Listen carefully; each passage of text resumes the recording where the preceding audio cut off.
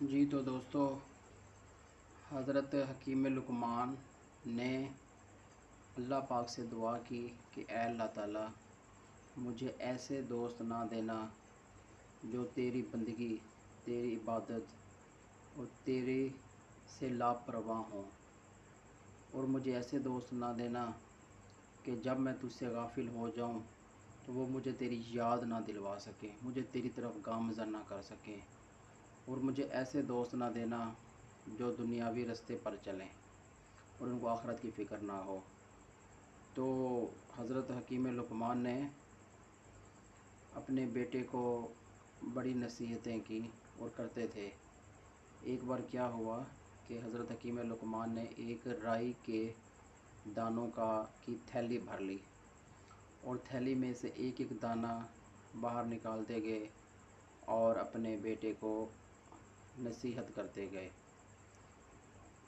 اس طرح کرتے کرتے پوری تھیلی رائی کے دانوں والی خالی ہو گئی، اور حضرت حکیم لقمان نے اپنے بیٹے سے فرمایا کہ اگر میں اتنی نصیحتیں کسی پہاڑ کو کرتا تو وہ بھی پھٹ جاتا، تو اسی طرح ہی حضرت حکیم لقمان کا بیٹا کا دل اللہ کے خوف سے اور حکیم لقمان کی باتوں سے پہلے ہی جو تھا وہ پھٹ چکا تھا۔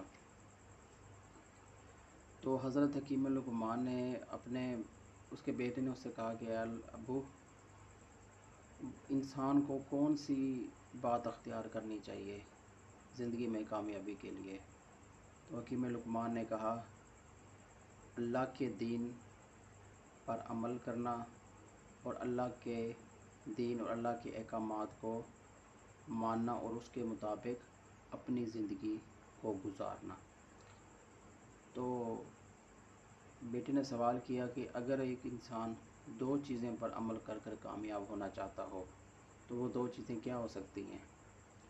تو حکیم لقمان نے کہا، ایک دین اور دوسرا مال، یعنی کہ حلال روزی کمائے اور دین کے راستے پہ چلے۔ بیٹے نے سوال کیا کہ اگر انسان تین چیزیں اپنانا چاہے کامیابی کے لیے، کہ وہ کہتا نہیں میں نے تین چیزوں پہ عمل کرنا ہے، تو وہ کون سی ہو سکتی ہیں والد صاحب؟ والد صاحب نے کہا کہ ایک دین، ایک مال اور ایک حیا، یعنی کہ اس کی آنکھوں میں حیا ہو۔ تو پھر بیٹے نے سوال کیا کہ اگر انسان چار چیزوں پر عمل کرنا چاہے کامیابی کے لیے تو وہ چار چیزیں کون سی ہو سکتی ہیں؟ تو حکیم لقمان نے فرمایا، دین، مال، حلال روزی یعنی کہ حیا اور حسن اخلاق۔ تو حضرت حکیم لقمان نے اپنے بیٹے کو بہت نصیحتیں کرتے تھے۔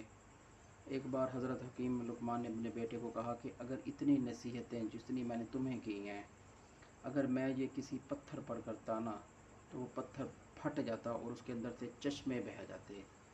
تو ایسا ہی ہوا کہ ایک دن حکیم لقمان اپنے بیٹے کو نصیحت کر رہے تھے کہ اس کے بیٹے کا دل چشموں کی طرح، جس طرح مثال دی، پھٹ گیا اور وہ اللہ کو پیارے ہو گئے۔